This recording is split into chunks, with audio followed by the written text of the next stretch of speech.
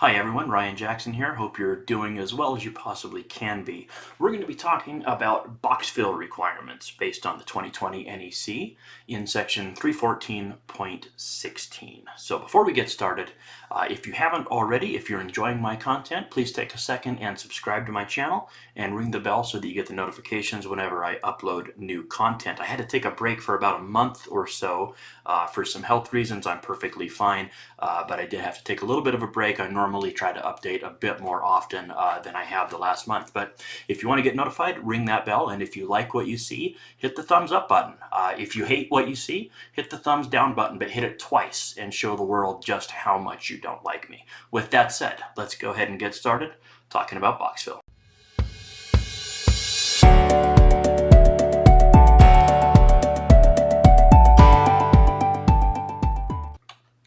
Okay, so 314.16 of the 2020 NEC starts by saying that the number of 6 gauge or smaller conductors as calculated in 314.16b must not exceed the volume of the box that contains them as calculated in 314.16a. So you're not allowed to put 10 pounds of potatoes in a 5-pound sack. Makes sense. Now, I do want to emphasize that the first couple of words, the number of 6 gauge or smaller conductors. If I have 4 gauge or larger conductors, then I go to section 314.28.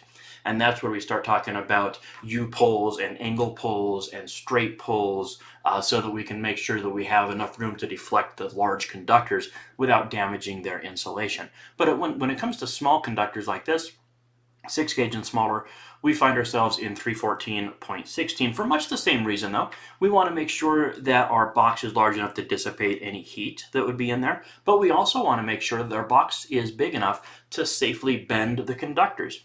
Remember, for 1,000 volts and less, there is no bending radius requirement for individual conductors. We have bending radius requirements for NM cable and for SE cable and MC cable, but that's to make sure that we're not breaking or damaging the jacket of the cable. It's not for the individual conductors. How do we ensure that the individual conductors don't get damaged? Well, by making sure that we have an enclosure that's large enough to allow us to bend them. So we follow 314.16 and we go into A and B. But before we get that far, we do have to explain in A how you calculate the volume of a box. It says the volume of the box is the total volume of its assembled parts, including rings, extenders, and similar, if they're marked with their volume or if they're made of a size indicated in table 314.16a. All right, so looking at the photograph here, we have an extension ring for, depending on what part of the country you're in, either a 4-square box or a 1900 box, right? A 4-inch by 4-inch by 1.5 box and its extension ring. Now, once we get into the table, we're going to find out that normally this extension ring would be good for 21 cubic inches.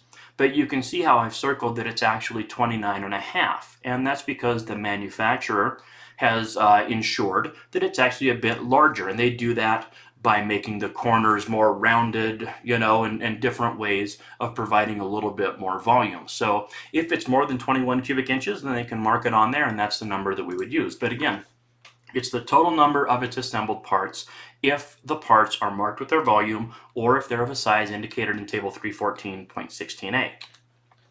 If a box has barriers, then each space is calculated independently. So looking at the photograph here, do we have a 3-gang box or are we going to treat this as a single-gang box and a 2-gang box? Well, the answer is the latter. We're going to treat it as a single-gang box over here for the class 2 circuit and a 2-gang box for the branch circuit conductors.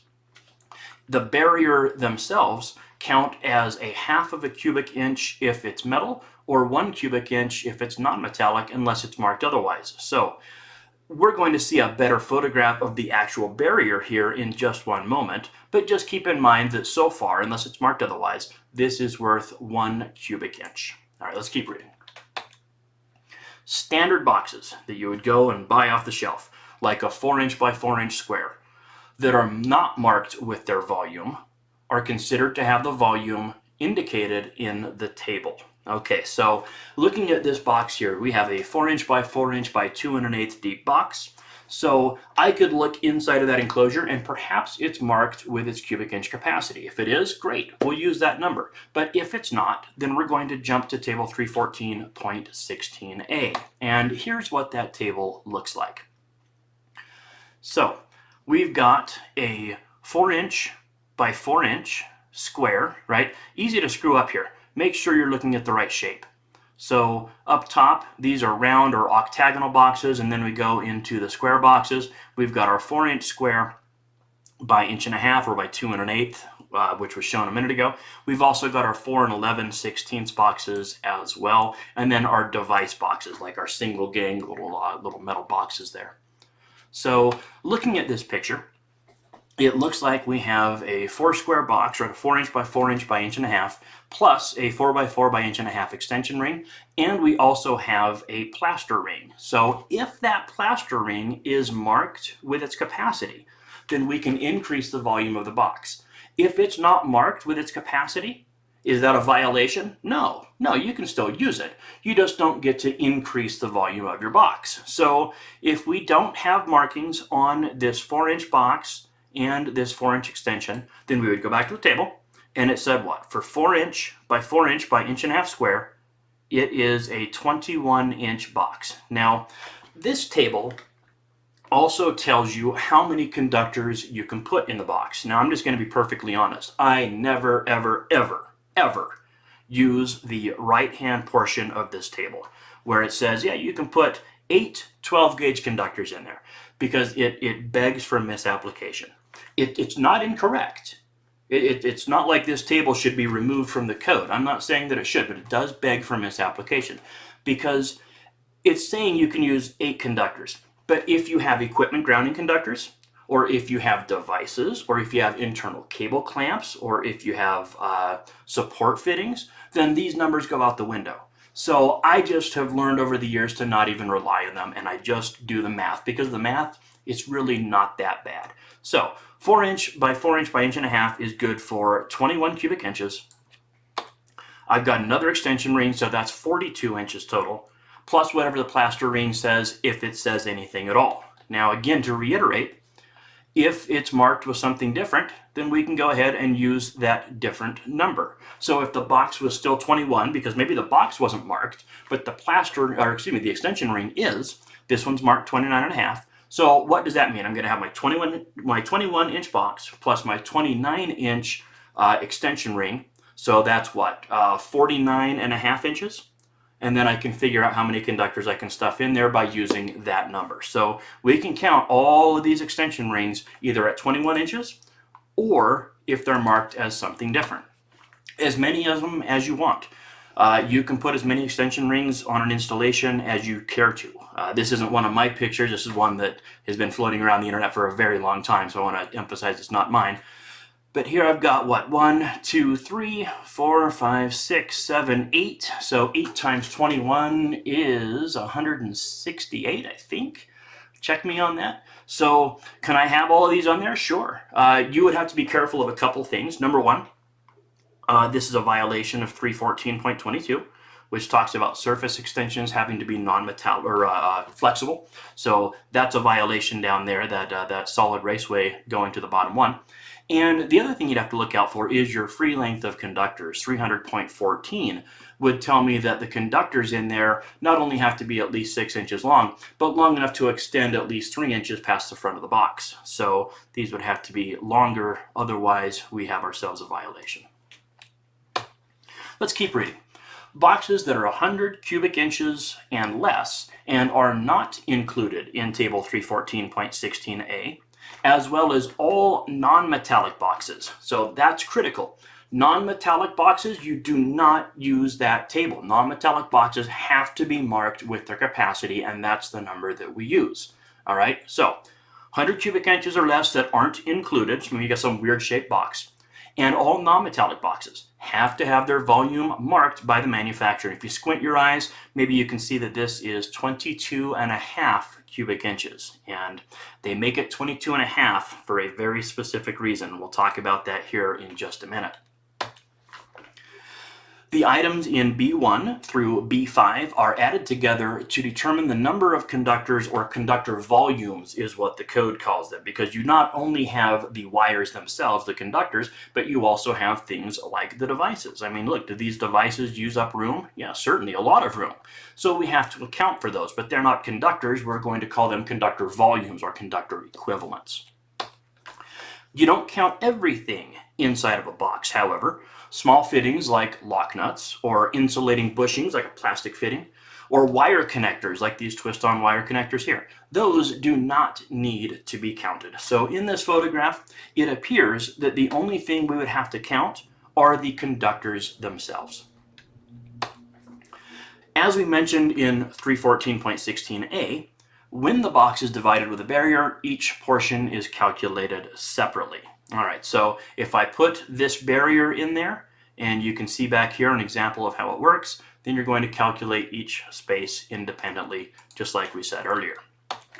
Getting into the actual calculation, starting with B1, which is the obvious part, every conductor that originates outside of the box is counted once. That's a critical part of it. Don't neglect the part where it says originates outside of the box.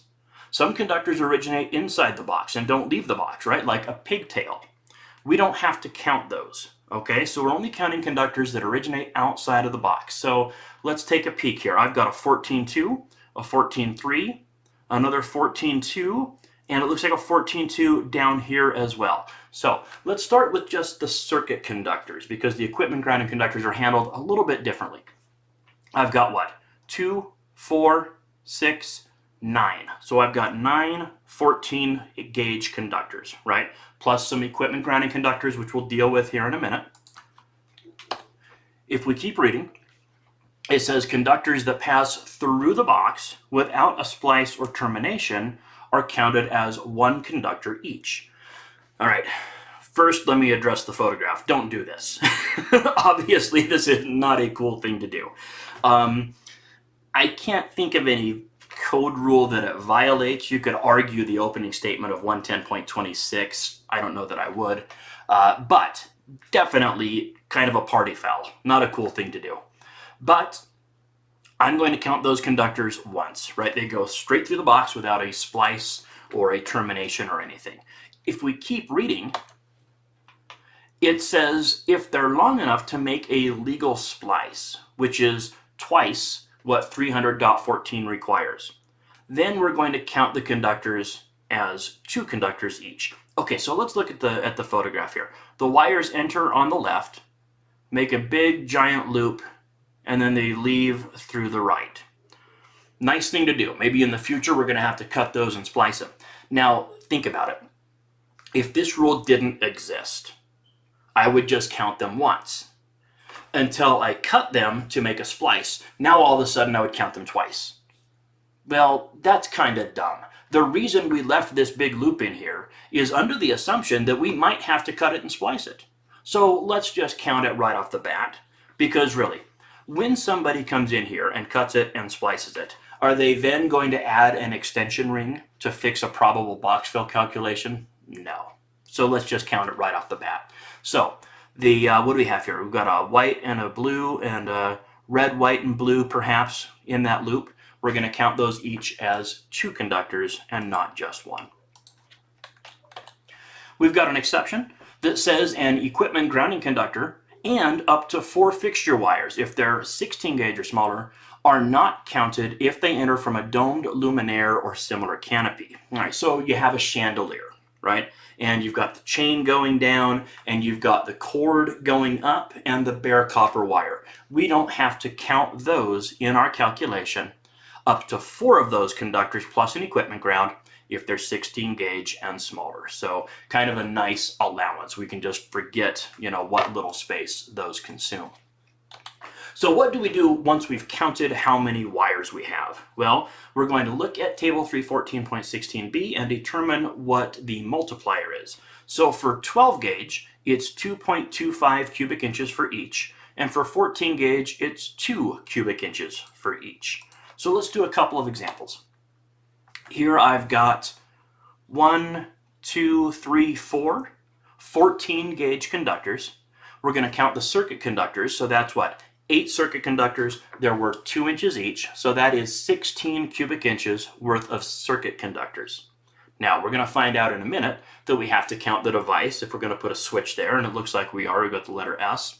And we're also going to have to do something different with the equipment grounding conductors as well. But for right now, we've got 16 conductors. Personally, and I'm not exaggerating, I've done thousands of box fill calculations. When I was an inspector, I looked at just about every single box in the building because I could do it really quick. And the only reason I could do it quick is because I did 1,000 of them. Right? It's just like anything else. If you do it 1,000 times, you're going to get pretty quick at doing it. So I recommend next time you're doing a house, next time you're doing a commercial building, just kind of keep box fill in mind and just do a few calculations throughout the day. You'll be shocked at how fast you can get at doing the calculation. So I've got 4 14-2s, so they're 2 inches each. That means I've got 8 circuit conductors, 16 cubic inches worth of fill, plus whatever we have to do with the device and with the equipment grounding conductors. We keep on reading. It says internal cable clamps are counted once based on the largest conductor in the box, regardless of how many internal cable clamps they are. Is this 1 clamp or is this 2? I don't care. It doesn't matter. It could be 200. We only count it once. We count it as 1 conductor based on the largest conductor in the box. So maybe I had a voltage drop issue. Maybe this is a 15 amp circuit and I've got a 12 gauge home run, and then we've got 14 gauge leaving the box. So what would this clamp count as? 1 12 gauge conductor. Now, not too terribly often that we have to deal with internal cable clamps. Usually the clamping mechanism is on the outside of the box and it's nothing to worry about, but you still see it once in a while. If you're following along in the code book, the next paragraph is something, I'm going to be completely honest here, I don't have a clue what this means, and I never have. They added that second paragraph in 2014 for a very specific product, and it was never manufactured. You know, sometimes a manufacturer will get a code change, not a requirement, but an allowance. They're going to say, hey, listen, we're in research and development, and we can't dump $10 million trying to develop a product only to find out that the code doesn't allow it. So we're going to make this, we think it's going to be safe. Will you make a code change to allow our product, not to require it, but to allow it? And that's what happened. Well, they didn't manufacture it. So they finally deleted it in the 2023 NEC. Now, it's still a little bit early to say that for a fact, but that's definitely what it's looking like. Is in 2023, that second paragraph will be gone, so I don't even have to worry about reading it. Let's keep going. Item 3, studs and hickeys. Not something that you see too terribly often anymore, but for a long time ago, this was how we supported luminaires in boxes. We would use a stud and we would use a hickey, right? So on a metal outlet box, you would knock out the center knockout right in the back of the box, so the top of the box as you're looking up, and you would drop the stud through the outside into the inside. Then you would thread a hickey onto that stud, and then you would thread a stem into the hickey. All right. You don't have to count the stem, which is kind of dumb because that takes up more room than any of it. So you don't have to count the stem, but you have to count the stud and you have to count the hickey. Each of them count as 1 conductor based on the largest conductor in the box. So if you have a stud, hickey, and stem, 1 for the stud, 1 for the hickey based on the largest wire in the box. Device fill. Each yoke or strap for a device or other equipment counts as 2 conductor volumes based on the largest conductor connected to it.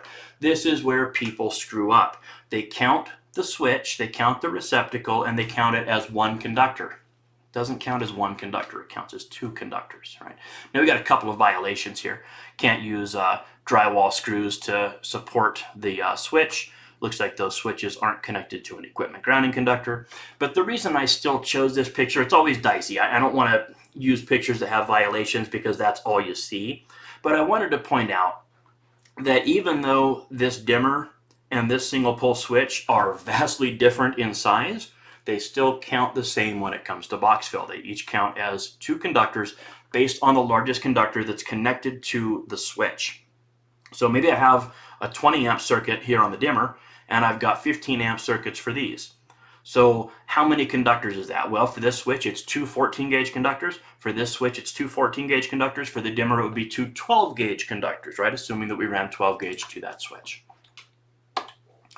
There's another sentence in this section that's a little bit tricky to read. It says, ultimately, it says this: a device larger than a single gang box, as described in Table 314.16a, counts as two conductors for each gang that's required for mounting.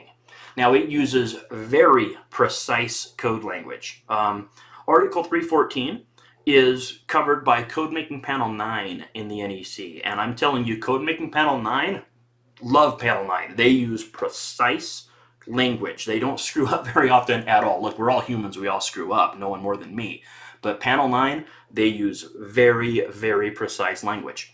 So a single gang box as described in the table. You might have a single gang box that's bigger than what Table 314.16a discusses. It doesn't matter. This part of the calculation, we're basing it on the dimensions in the table. Let me tell you this in plain English.